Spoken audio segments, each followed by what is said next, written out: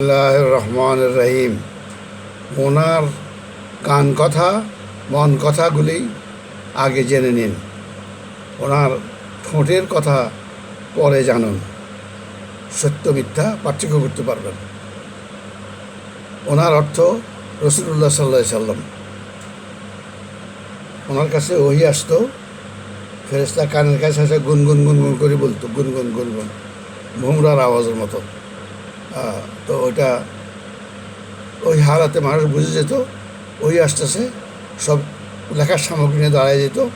ওই শেষ হইলে উনি চোখ খুলতেন, সবাই সাথে বসে যেত, লেখো এটা অমুক সুরার নাম এই, আয়াত নম্বর এত। মনে রাখবেন, যে সিরিয়ালে আমরা দেখি এইভাবে নাজিল হয় নাই, হয়তো যেটা আমরা 1 নম্বর দেখি আয়াত, সেটা হয়তো 10 নম্বর সিরিয়াল ছিল। সেটা তখন আল্লাহ রসুল বলেছেন এটা 1 নম্বর আয়াত, তারপরে আবার বলছে এটা হলো অমুক সুরার 10 নম্বর আয়াত। 1-2 কিন্তু আসে নাই, 10 আসছে আগে। কেন আসছে? যখন যে ঘটনা ঘটেছে, যে সমস্যা দেখা দিয়েছে, তার পরিপ্রেক্ষিতে তো কোরআন নাজিল হয়েছে। সুতরাং 10 আগে এসে গেছে, 1 পরে আসছে, তো লিখে দিছে, সব লেখা হয়েছে। এইভাবে ওনার মন কথা কান কথা সব রেকর্ড হয়ে গেল। তারপরে তো ওনার সময় তো আর কম্পাইল হয় নাই, খতমও করা সম্ভব ছিল না। যার কাছে যতটুকু যে জানতেন অতটুকু পড়তেন, বুঝলেন। খতম তরাবি টরাবি এগুলি তো সব আবিষ্কার করেন, বুঝলেন না, নিঃস্বার্থে। হাফেজ একটা বিরাট একটা বিজনেস, হাফেজি পড়া, খতম তরাবি দেওয়া, এগুলি কী ঘটনা, কতটুকু কোরআন শিখে মানুষ এটার মুখ থেকে খালি সোয়াব হচ্ছে, সোয়াজের পাওয়া। আচ্ছা, এইটুকু কথা। তারপর উনি যখন এন্তেকাল করলেন, তখন হযরত আবু বকর রাদিয়াল্লাহু থেকে আরম্ভ করলেন যে কোরআন সংগ্রহ করা, যার কাছে যা যা লেখা আছে সব একসাথে করছেন। তারপরে সমস্ত উনি আরম্ভ করছেন, সমস্ত জ্ঞানী লোকেরা বসে বসে দেখছে, একসাথ করছে। যেমন আয়াতগুলি সব মিলিয়ে মিলিয়ে দেখছে, একই রকম মিলানো আয়াত।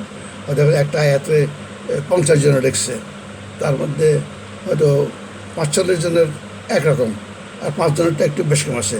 সে 5 জনেরটা ক্যান্সেল, সঙ্গে সঙ্গে ক্যান্সেল করে ট্রাসে ফেলে দিচ্ছে, এটা বুঝছেন। এভাবে চলছে, ওনার থেকে আরম্ভ হয়েছে, শেষ হয়েছে হযরত ওসমানের সময়, প্রায় 15 বছর পর্যন্ত চলছে। তারপরে হযরত ওসমানের সময় উনি ওই একটা শুদ্ধ সব করে একটা কপি বানাইলেন, সেটা 4-5টা কপি করছেন আর কি। আর আর যতগুলি পাণ্ডুলিপি যত ছিল সব একসাথ করে জ্বালাই দিছে। আর সমস্ত মানে মমলুকাতের সব জায়গাতে খবর দিছে, দামেস্ক, সিরিয়া, দামেস্ক, বাগদাদ, মক্কা, মদিনা, আর এই 4-5টা জায়গাতে 4-5টা কপি 3 কপি না 5 কপি পাঠিয়ে দিচ্ছে আর কি। এটা স্ট্যান্ডার্ড কপি। আর তখনই ঘোষণা করেছে, আর যা কিছু আছে সব নিয়ে এসে পড়াই দিচ্ছে সব।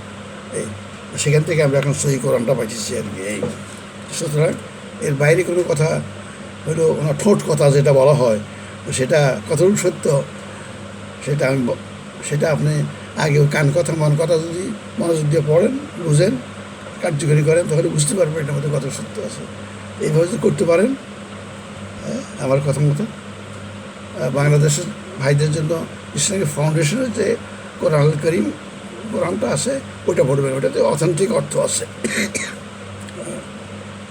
আর এমনি তো বাংলাদেশে তো রাস্তার মোড়ে মোড়ে সব প্রেস আছে, কত শত লক্ষ প্রেস যে আছে, সব কোরআন ছাপাইতেছে। মানে আয়াতের বিন্যাসও একরকম না, ডিফারেন্ট, এবং অর্থও ডিফারেন্ট। আপনি 4টা কোরআন 4টা লাইব্রেরি থেকে নিয়ে আসেন, নিজেরাই পড়ে দেখেন। এই আর কোরআন শোনার জন্য অজু লাগে না, বুঝলেন। এটা আল্লাহর কথা। নন মুসলিমরা কোরআন পড়ে না, কোরআন তো সবার জন্য, কোরআন তো বিশ্ববাসীর জন্য। কোরআন তো আমাদের একার সম্পত্তি না তো। এটা পূজা মণ্ডপে কোরআন রাখলে পূজা মণ্ডপ ভেঙে ফেলা, হিন্দুর ঘরে কোরআন ফেলে তাকে জ্বালাই দেওয়া, এটা তো হিন্দু ঘরটাকে জ্বালাই দেওয়া, এটা তো বর্বরতা। কোরআন তো তার কাছেও আসছে তো, ইন্না আরসালনাকা কাফাতান লিন্নাসি বাশীরান ওয়া নাযীরা। আমি সমস্ত মানব জাতির জন্য তোমাকে পাঠাইছি সুসংবাদদাতা এবং সতর্ককারী। আল্লাহ বলছেন তার সমস্ত মানব জাতির জন্য উনি রসুল। আমরা মানি, কেউ মানে না, মানে কালকে মানবো, তার ছেলে মানবো, মানতে তো হবেই। তো সুতরাং এ হলো আল্লাহ রসুলের কান কথা এবং কান কথা এবং মন কথাগুলি আগে মনোযোগ দিয়ে পড়েন, শুনেন, বুঝেন, কার্যকরী করেন। তারপর ওনার ঠোঁট কথা, যেটা হাদিসের নামে বলা হয়, সেটা কতটুকু সত্য বুঝতে পারবেন, কতটুকু গ্রহণীয় নাকি বর্জনীয় সেটা উপলব্ধি করতে পারবেন। আল্লাহ আমাদেরকে কোরআনের সত্য জানার তৌফিক দেখ এবং কোরআন বহির্ভূত হাদিসের নামে যেসব মিথ্যা কথা বলা হয় সেগুলি বর্জন করার মতো সাহস দেন। আমিন।